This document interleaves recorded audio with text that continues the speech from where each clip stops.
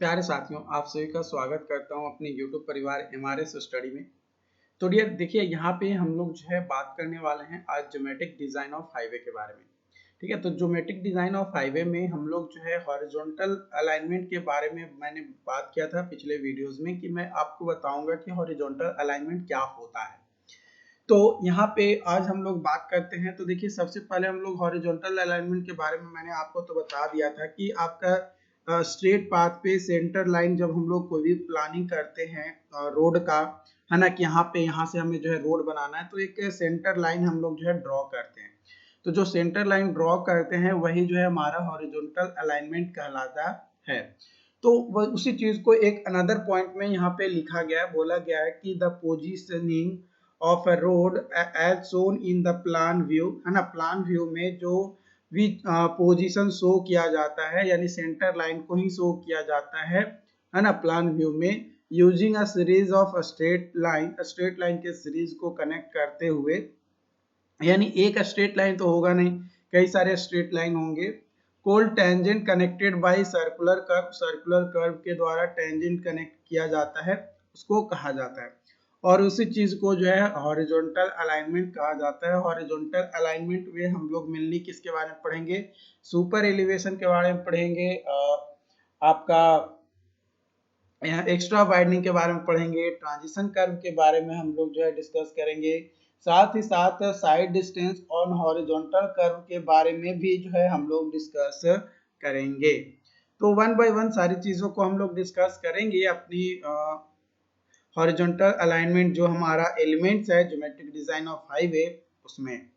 तो देखिए डियर, जब तक आप लोग वीडियोस को लाइक नहीं करेंगे तो हम कैसे मोटिवेटेड रहेंगे? तो मुझे मोटिवेट रहने के लिए आपको थोड़ा मेहनत तो करना पड़ेगा, और आपको ज़्यादा मेहनत कुछ करना नहीं है, बस सिंपल सा एक लाइक का बटन होगा, लाइक का बटन आपको दाब देना है। और दूसरा कि आप पहली बार चैनल पे आए हैं तो चैनल को सब्सक्राइब कर देना है, बस। तो क्या पर्पस होता है हॉरिजॉन्टल अलाइनमेंट प्रोवाइड करने का? तो देखो, मेन पर्पस इसका यही होता है हॉरिजॉन्टल अलाइनमेंट प्रोवाइड करने का कि भाई सेफ और कंफर्टेबल जो है हमारा ट्रेवल हो सके यूनिफॉर्म वे में। और जो भी डिजाइन स्पीड दिया गया है ना, रोड का एक डिजाइन स्पीड दिया जाता है कि भाई इतना आपको स्पीड मैक्सिमम जाना है, तो वो डिजाइन स्पीड के अनुसार आप आराम से सेफली और कंफर्टेबली जो है ट्रेवल कर सके अपने हाईवे यानी रोड पे। तो वहां पे हम लोग जो है उसके लिए सुटेबल रेडियस ऑफ कर्व, है ना, लेंथ ऑफ ट्रांजिशन कर्व, इसके अलावा सुपर एलिवेशन, है ना, सुपर एलिवेशन सुपर एलिवेशन या या फिर आप जो है साइड डिस्टेंस भी जो है हम लोग कई बार हॉरिजॉन्टल कर्व पे प्रोवाइड करते हैं, तो वो भी लिख दो। नहीं तो आप कोई जरूरी नहीं है, नहीं भी लिखोगे तो कोई दिक्कत नहीं। ठीक है, तो मेनली इस काम के लिए जो है हम लोग हॉरिजॉन्टल अलाइनमेंट का यूज करते हैं। तो सबसे पहले हम लोग बात करते हैं सुपर एलिवेशन का। तो सुपर एलिवेशन क्या होता है? तो ये रेशियो होता है height of outer edge of road on curve with respect to inner edge. Inner edge के रिस्पेक्ट में आउटर एज का, है ना, आउटर एज का इनर एज के रिस्पेक्ट में कितना हाइट का रेशियो है, वही जो है हमारा सुपर एलिवेशन वैल्यू देता है। यहाँ पे आपका इनर एज ये वाला दिया गया है, और यहाँ पे OE का मतलब आउटर एज दिया गया है। यहाँ पे एक व्हीकल है जिसमें नीचे की ओर mg लग रहा है, तो यहाँ पे अल्फा एंगल से ये इंक्लाइंड है, तो यहाँ पे भी जो है ये अल्फा एंगल से इंक्लाइंड होगा, है ना, ये अल्फा एंगल से इंक्लाइंड होगा।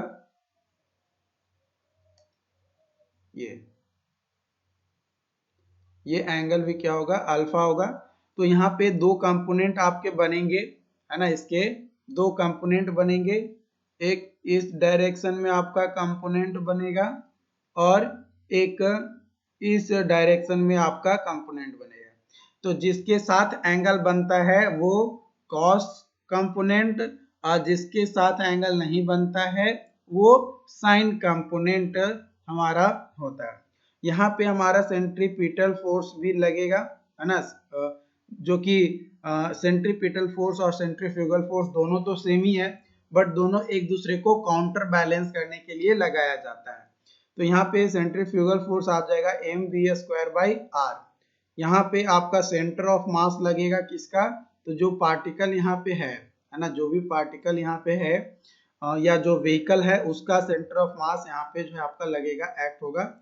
नीचे की ओर बॉडी जो है स्लाइड हो रहा है, तो नीचे की ओर बॉडी अगर स्लाइड हो रहा है तो फ्रिक्शन ऊपर की ओर लगेगा, लेकिन अगर बॉडी ऊपर की ओर जा रहा है ना, तो फ्रिक्शन नीचे की ओर आएगा। तो यहाँ पे फ्रिक्शन नीचे की ओर आ रहा है, यानी बॉडी कहीं ना कहीं हमारा ऊपर की ओर जो है ऊपर डायरेक्शन में मूव कर रहा है। तो यहाँ पे हमारा जो है म्यू एम जी आ जाएगा फ्रिक्शन, और यहाँ पे एम जी साइन थीटा ये आ जाएगा कंपोनेंट, है ना, वेट का। तो यहाँ पे देखो सुपर एलिवेशन कैलकुलेट करने के लिए जो फॉर्मूला होता है वो होता है E plus mu is equal to v²/gr, है ना।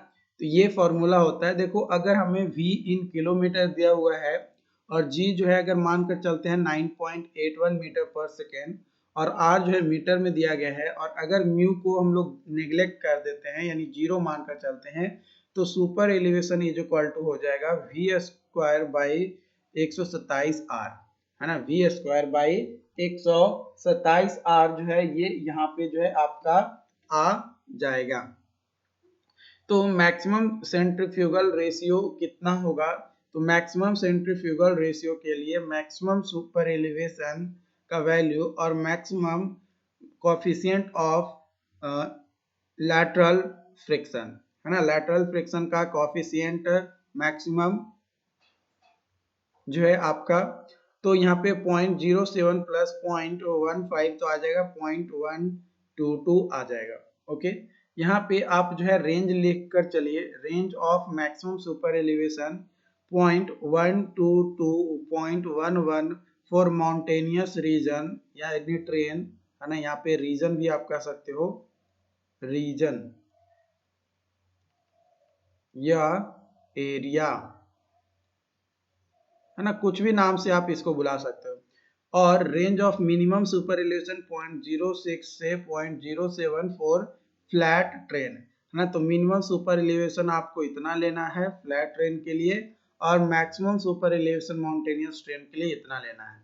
तो ये चीज आपको जो है ध्यान रखना है यहाँ पे। ओके, अब सुपर एलिवेशन को कैसे हम लोग बना सकते हैं यानी डेवलप कर सकते हैं, अटेंड कर सकते हैं। तो सुपर एलिवेशन को अटेंड करने का दो तरीका है। पहला तरीका है elimination of crown of camber method. यहाँ पे जो क्रोन होता है, देखो आपको पता है कि ये ऐसा आपका रोड होता है ना। तो ये जो सेंटर पार्ट होता है, जो उठा हुआ पार्ट होता है, इसी को हम लोग क्या कहते हैं, क्रोन कहते हैं। तो क्रोन को हम लोग क्या कर देते हैं, एलिमिनेट कर देते हैं यानी खत्म कर देते हैं, ठीक है। और दूसरा मेथड है rotating the payment method, rotating the payment method, है ना। पेमेंट को रोटेट करके हम लोग क्या करते हैं, सुपर एलिवेशन को अचीव किया जाता है। तो आगे हम लोग बात करेंगे कि कैसे ये किया जा रहा है। तो देखो अटेनमेंट ऑफ सुपर एलिवेशन होता क्या है, तो सबसे पहले उसके बारे में समझते हैं। तो अटेनमेंट ऑफ सुपर एलिवेशन का मतलब होता है कि जब भी कोई स्ट्रेट पाथ पे रोड जा रहा है तो वहां पे हम लोग कैम्बर प्रोवाइड करते हैं both side of from the crown, है ना। क्रोन ये आपका क्रोन था, है ना। इस तरीके से आप, सॉरी फिगर में गलत बना दिया, देखो ठीक, ये आपका क्या हो गया, ये क्रोन हो गया, ठीक। तो क्रोन के लेफ्ट साइड में भी कैम्बर और राइट साइड में भी कैम्बर, दोनों साइड में हम लोग क्या करते हैं, कैम्बर प्रोवाइड करते हैं। कहाँ पे, स्ट्रेट रोड पे यानी स्ट्रेट पाथ पे। लेकिन जब हम लोग बात आती है कर्व की, है ना, जब भी बात आती है कर्व पे, तो हम लोग जो है सुपर एलिवेटेड बनाते हैं, है ना, सुपर एलिवेटेड बनाते हैं रोड को। That is outer edge has been raised with respect to inner edge, inner edge के रिस्पेक्ट में जो आउटर एज है उसको क्या कर देते हैं, रेज कर देते हैं, थोड़ा उठा देते हैं। This is required to change the camber section, है ना। ये इससे क्या होता है कि जो कैम्बर सेक्शन होता है वो क्या हो जाता है, चेंज होता है into super elevation. Camber section जो है सुपर एलिवेशन में चेंज हो जाता है और इसी चीज को जो है अटेनमेंट ऑफ सुपर एलिवेशन कहा जाता है। इसी को क्या कहा जाता है, अटेनमेंट ऑफ सुपर एलिवेशन कहा जाता है। तो सबसे पहला हमारा मेथड क्या था, elimination of crown of camber method. तो आउटर एज को रोटेट करेंगे विद रिस्पेक्ट टू क्रोन, है ना। क्रोन के रिस्पेक्ट में हम लोग किसको रोटेट करेंगे, आउटर एज को। तो यहाँ पे फिगर देख रहे हो, यहाँ पे ये जो है आपका इनर एज है और ये आपका आउटर एज है और ये आपका जो है क्रोन है। तो ये जो क्रोन है इसको आप क्या कर रहे हैं, ये जो आउटर एज है उसको रेज कर रहे हो। तो ये पहले ये ओरिजिनल ये कलर था, है ना, ये वाला था ओरिजिनली, इसको फिर थोड़ा सा रेज किए, फिर थोड़ा सा रेज किए, फिर थोड़ा सा रेज किए, फिर थोड़ा सा रेज किए और फिर फाइनली ये जो पाथ बन गया, ये क्या बन गया, सुपर एलिवेटेड पाथ बन गया, है ना। तो ये जो स्टेप बाय स्टेप हम लोग खड़ा किए, यही हमारा जो है आउटर एज और फाइनल जो आउटर एज होगा यानी ओ ई डैश, ये आपका फाइनल आउटर एज हो जाएगा फॉर द कर्व, है ना। कर्व पे आपका आउटर एज आएगा। दूसरा कि क्रोन को हम लोग जो है शिफ्ट कर दे डायगोनली, है ना। ये आपका इनर एज था, ये आपका आउटर एज है और यहाँ पे आपका जो है ये क्या है, ये आपका क्रोन है ना, ये आपका क्रोन है। तो क्रोन को धीरे धीरे क्या कर दे रहे हैं, आगे की ओर शिफ्ट कर दे रहे हैं डायगोनली, है ना। और ये शिफ्ट करके यहाँ पे लेते आए और क्रोन जो है फाइनली यहाँ पे शिफ्ट हो गया और अब ये जो आउटर एज था, अब ये आउटर एज न बन के ये आउटर एज डैश हो गया, ठीक है। ये क्या हो गया आपका आउटर एज डैश जो है आपका ये हो गया। ओके, दूसरा मेथड था हमारा rotating the pavement method. Rotating the pavement method में पहला है pavement rotate with respect to inner edge, है ना। इनर एज के रिस्पेक्ट में आपको क्या करना है, पेवमेंट को रेज करना है, E is equal to tan theta लेकर चलना है। देखो ये आपका इनर एज है, ये आपका आउटर एज था, लेकिन इसको धीरे धीरे धीरे धीरे धीरे धीरे धीरे धीरे धीरे इस डायरेक्शन में गया और यहाँ पे आपका आउटर एज डैश हो गया, है ना।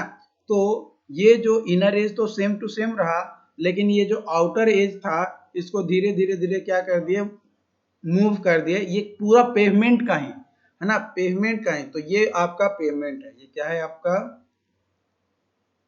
पेवमेंट है। अगेन ये आपका पेवमेंट है, अगेन ये क्या है आपका पेवमेंट है। ओके, तो इस तरीके से आप यहाँ पे क्या कर सकते हो, कर सकते हो। उसके बाद दूसरा इसमें क्या होता है, जब आप पेमेंट के आउटर एज को रेज करते हो विद रिस्पेक्ट टू इनर, तो यहाँ पे आपका ड्रेनेज प्रॉब्लम नहीं होता है। दूसरा कि आपका reduced level of centre line is change और earth work is not balanced, यहाँ पे अर्थ वर्क बैलेंस नहीं होता है और ये अनइकोनॉमिकल होता है, ठीक है। तो ये 4 पॉइंट्स आप एग्जाम में लिख सकते हो, क्योंकि देखो सेमेस्टर में आपको लिखना बहुत ज्यादा रहता है ना। न्यूमेरिकल आते हैं तो ठीक है, न्यूमेरिकल आप बना लेते हो, लेकिन अगर थ्योरेटिकल पार्ट आता है तो आपको जितना ज्यादा से ज्यादा आपके पॉइंट याद हैं, आप उस पॉइंट से रिलेटेड हर पॉइंट्स को लिख डालो, है ना। हर पॉइंट को लिख डालो जो भी आपको याद है, तभी जो है एग्जाम में एक बेस्ट और बहुत अच्छा नंबर जो है आपको मिल पाएगा। ओके, उसके बाद है pavement rotate with respect to centre, है ना। ये आपका इनर एज था इनिशियल, ये आउटर एज है इनिशियल और ये आपका पेमेंट का सेंटर लाइन है या सेंटर पॉइंट है। अभी सेंटर पॉइंट के अलोंग जो पेमेंट है ना, ये पेमेंट को हम लोग क्या कर दिए, रोटेट कर दिए। इस पेमेंट को क्या कर दिए, रोटेट किए। तो फाइनल ये आपका आ गया इनर एज और ये आपका फाइनल आउटर एज जो है आ गया आई ई डैश और ओ ई डैश। तो ये जो रोटेशन हो गया, ये आपका जो है पेमेंट का पूरा होल रोटेशन हो गया सेंटर लाइन के अलोंग या सेंटर पॉइंट के अलोंग, सेंटर लाइन या पॉइंट के अलोंग ऑफ द पेमेंट, ठीक है। यहाँ पे E is equal to tan theta होगा। देखो यहाँ पे कुछ पॉइंट है ये कि ड्रेनेज प्रॉब्लम इस कंडीशन में आपका क्या होगा, reduced level of centre is remain same earth work balance, यानी देखो अर्थ वर्क बैलेंस कैसे होगा, क्योंकि ये फ्लैट था, जितना यहाँ पे काटेंगे उतना ही यहाँ पे भरेंगे, जितना यहाँ पे काटेंगे उतना ही यहाँ पे भरेंगे, तो भाई जितना काट रहे हैं उतना ही भर रहे हैं, फिल कर रहे हैं, तो बैलेंस तो रहेगा ही, लेकिन यहाँ पे ड्रेनेज प्रॉब्लम होगा और ये इकोनॉमिकल भी होता है। एज पर आईआरसी रिकमेंडेशन, अगर आईआरसी रिकमेंडेशन के अनुसार अगर हम लोग बात करें तो for mix traffic of slow and fast vehicle के लिए जो सुपर एलिवेशन कैलकुलेट किया जाता है वो E is equal to v square by 225 R होता है। यहाँ पे एज्यूम किया जाता है कि जो सेंट्रीफ्यूगल फोर्स है वो corresponding to 3/4 of the design speed है is balanced by super elevation और 1/4 जो है बाई साइड फ्रिक्शन के द्वारा क्या किया जा रहा है, बैलेंस किए जा रहे हैं। तो ये आपके जो है एज्यूम किए जाते हैं सेंट्रीफ्यूगल फोर्स के लिए, और यहाँ पे मिक्स्ड ट्रैफिक के लिए जो है आपका सुपर एलिवेशन जो है आईआरसी ही रिकमेंड करता है, इंडियन रोड कांग्रेस जो है रिप्रेजेंट करता है कि आपको इतना जो है लेकर चलना है। Minimum radius of horizontal curve का मिनिमम रेडियस निकालने के लिए R minimum is equal to v design, है ना, वी डिजाइन का होल स्क्वायर बाई 127 गुने e max plus mu max, है ना, तो ये आपका करेंगे। Okay, types of circular curve, तो सिंपल कर्व होता है जिसमें जो है सिर्फ एक ही रेडियस से बना हुआ जो स्ट्रेट टेंजेंट पे जो कर्व होगा ये सिंगल रेडियस से, तो वैसे कर्व को जो है सिंपल कर्व कहेंगे। और जब कंपाउंड कर्व वैसा कर्व होता है जब दो या दो से अधिक अलग अलग रेडियस वाले रेडियस से कर्व जो बनते हैं, तो लेकिन वो जो अलग अलग रेडियस से जो कर्व बन रहे हैं वो एक ही डायरेक्शन में बन रहे हैं और एक ही पॉइंट को मतलब वो कर्व को कनेक्ट कर रहा है, तो वो जो है हमारा रेडियस उसका क्या कहलाएगा, कंपाउंड कर्व हमारा जो है कहलाएगा। उसके बाद आता है आपका रिवर्स कर्व। रिवर्स कर्व जब आपका जो रेडियस है वो सेम भी हो सकता है, अलग भी हो सकता है, लेकिन दोनों का डायरेक्शन क्या होगा, अलग अलग होगा और वो सर्कुलर कर्व पे बनेगा, तो वो हमारा जो है एक कॉमन टेंजेंट से, लेकिन ये क्या होता है, कनेक्टेड होता है, तो वो जो है हमारा क्या कहलाता है, रिवर्स कर्व कहलाता है। यहाँ पे आप देख पा रहे हैं कि एक स्ट्रेट लाइन इधर जा रहा है, फिर एक स्ट्रेट इधर जा रहा है, एक स्ट्रेट लाइन। अब यहाँ पे हमें कर्व बनाना है तो यहाँ पे ऐसे बना दिया और ऐसे बना दिए, तो इसका सेंटर इसका रेडियस अलग भी हो सकता है, सेम भी हो सकता है इसके रेडियस से। यहाँ पे पॉइंट हम लोग देखते हैं ट्रांजिशन कर्व क्यों प्रोवाइड करते हैं, तो पहला ऑफ ट्रैकिंग को अवॉइड करने के लिए, दूसरा रिवर्स स्किडिंग के लिए को अवॉइड करने के लिए, तीसरा विजिबिलिटी ऑफ कर्व पे इंक्रीज जो हो इसलिए, और तीसरा encounter the psychological tendency of driver का जो साइकोलॉजिकल टेंडेंसी होता है कि भाई इतनी सी रोड पे कैसे गाड़ी को मोड़ेंगे, तो इसके लिए। देखो ट्रांजिशन कर्व के बारे में आगे आने वाले वीडियोस में हम इसके बारे में डिटेल में चर्चा करेंगे, बट फिलहाल के लिए अभी इसको यहाँ पे रखते हैं। बस ऑब्जेक्टिव याद रखो क्योंकि वो प्रोवाइड करते हैं, ऐसे इसी ऑब्जेक्टिव को हम लोग जो है आगे भी डिस्कस करेंगे। ओके, तो ऑफ ट्रैकिंग क्या होता है पहले उसके बारे में डिस्कस कर लेते हैं। तो देखो ऑफ ट्रैकिंग क्या होता है कि जो रियर व्हील होता है गाड़ी का, है ना, follow inner path on the curve are as compare to front wheel. देखो ये आपका गाड़ी है ना, ये आपका गाड़ी है, यहाँ पे आपका पहिया लगा हुआ है और यहाँ पे ये पहिया लगा हुआ, तो ये आपका फ्रंट व्हील हो गया और ये हो गया रियर व्हील।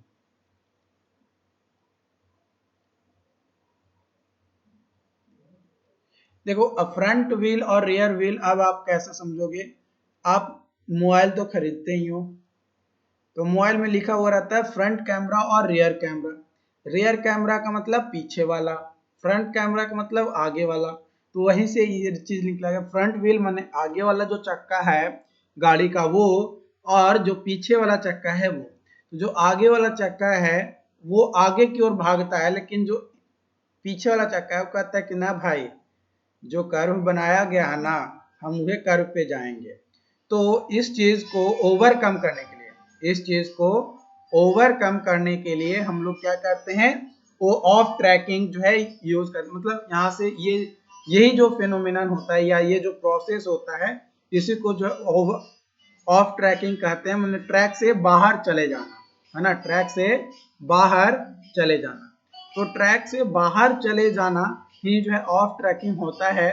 तो ऑफ ट्रैकिंग को अवॉइड करने के लिए हम लोग क्या करते हैं, ट्रांजिशन कर्व को प्रोवाइड करते हैं। ऑफ ट्रैकिंग को प्रोवाइड करने के लिए हम लोग ट्रांजिशन कर्व को प्रोवाइड करते हैं।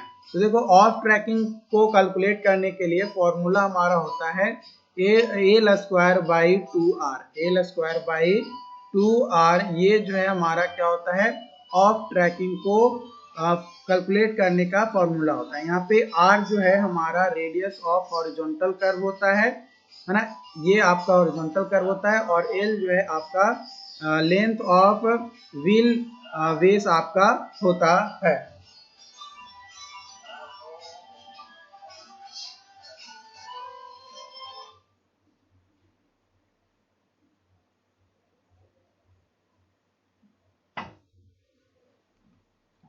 ओके, अगर मान लो कि कभी हम लोग न्यूमेरिकल प्रॉब्लम कैलकुलेट कर रहे हैं, है ना, क्वेश्चंस बना रहे हैं, और क्वेश्चन बनाते टाइम, है ना, क्वेश्चंस बनाते टाइम हम लोगों का क्वेश्चंस में एल का वैल्यू नहीं दिया गया, तो ऑफ ट्रैकिंग कैसे कैलकुलेट करेंगे। तो उस कंडीशन में ऑफ ट्रैकिंग को कैलकुलेट करने के लिए हम लोगों को आईआरसी यानी इंडियन रोड कांग्रेस जो है सजेस्ट किया है, रिकमेंड किया है कि भाई अगर क्वेश्चन बनाते समय कोई भी वैल्यू नहीं दिया गया है तो आप सिंपली मान लो कि 6 मीटर होता है लेंथ। कितना होता है, 6 मीटर लेंथ जो है आपका होता है। अब अगला पॉइंट हम लोग बात करेंगे एक्स्ट्रा वाइडनिंग ऑन कर्व।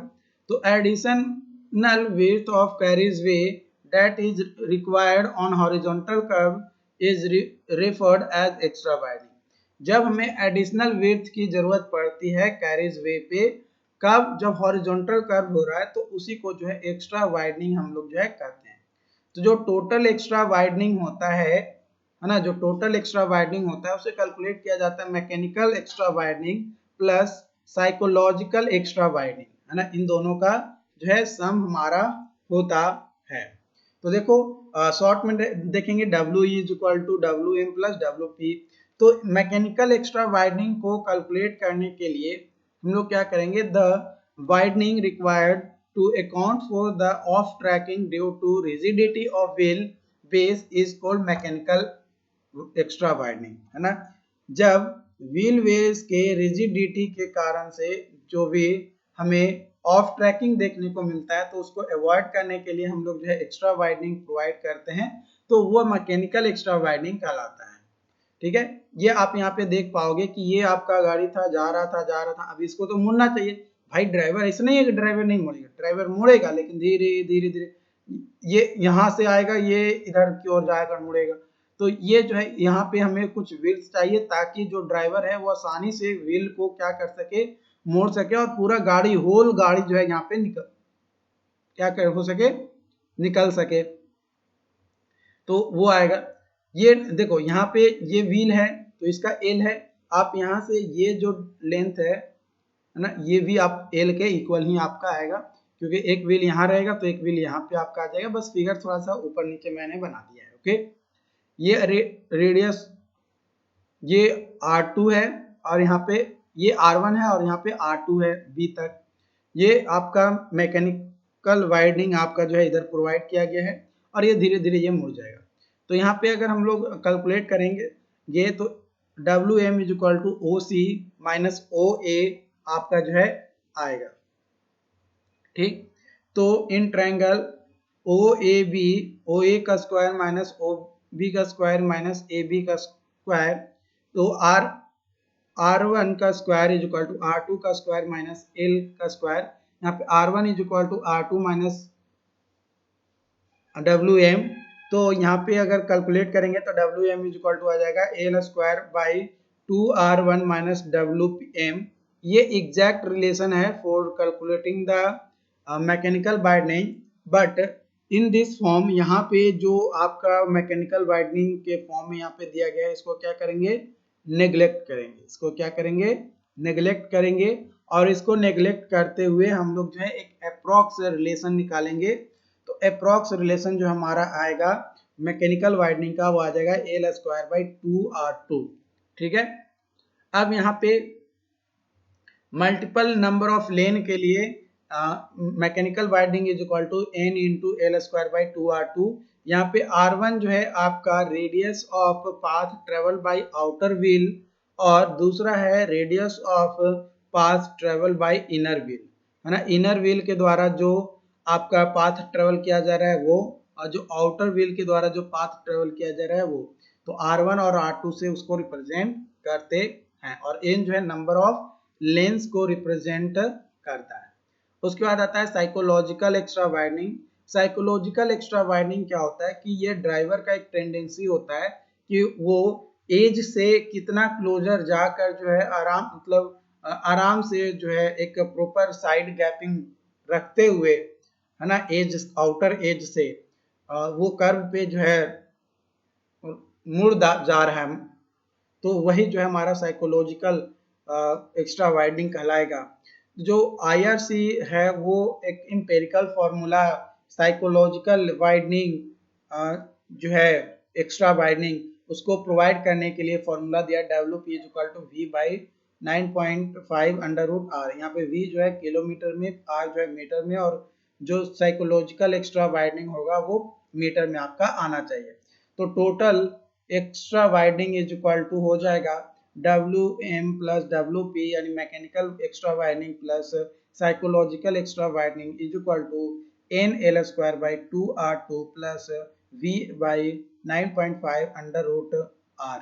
ठीक है। यहाँ पे R2 को रिप्लेस कर सकते हैं, R2 को रिप्लेस कर सकते हैं सिंपली R से, तो that's depend on you. Okay, some recommendation of IRC, यहाँ पे इसको लिख लो, सम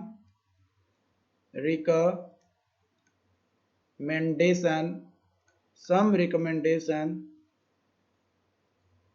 of IRC, या सम IRC रिकमेंडेशन भी लिख सकते थे। ठीक है। तो पहला है कि if radius greater than 300 metre, अगर रेडियस 300 मीटर है, देन, है ना, अगर रेडियस जो है 300 मीटर है या ज्यादा है 300 मीटर से, तो उस केस में no extra widening is provided, no extra widening is provided, है ना, किसी तरीके का एक्स्ट्रा वाइडनिंग प्रोवाइड करने की जरूरत नहीं है। दूसरा point, if radius lies between 50 metre to 300 metre, है ना, 50 मीटर से 300 मीटर के बीच में अगर लाई कर रहा है रेडियस, तो extra widening is provided, extra widening is provided, right, extra widening is provided both inner and outer, both inner and outer edge, है ना, इनर और आउटर एज में। ओके। और तीसरा point, third point, if R less than 50 meter, if R is less than 50 meter, extra widening is, if radius less than 50 meter, extra widening is provided in only in